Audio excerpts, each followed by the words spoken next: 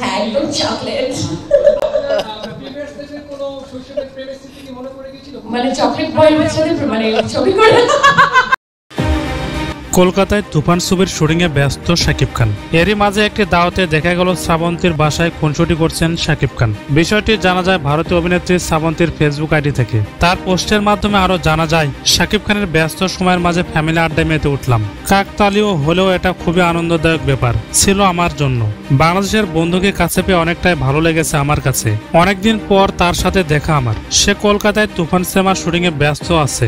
অনেক রিকোয়েস্ট করার পরে সে আমার দাওয়াত অ্যাকসেপ্ট করেছে। আমি জানি শাকিব খান শুটিং চলাকালীন সময়ে অন্য কিছুর দিকে মনোযোগ দেন না, কেননা তার সাথে আমি অনেকগুলো সিনেমা করেছি। সে আমার অনেক ভালো বন্ধু। শাকিবের সাথে আবারও দেখা হবে এটা আমার ভাগ্য ছিল। শ্রাবন্তী আবার ইচ্ছা পোষণ করেছে শাকিবের সাথে অভিনয় করার। ভালো প্রযোজকের সাড়া পেলে হয়তো দেখা যাবে এই জুটিকে। শ্রাবন্তী বলেন, একটা দেশ থেকে এসে আরেকটা দেশে সাফল্য পাওয়া চারটাখানি কথা নয়। এটা শাকিব খান তার কাজ দিয়ে অভিনয় দিয়ে অর্জন করেছে।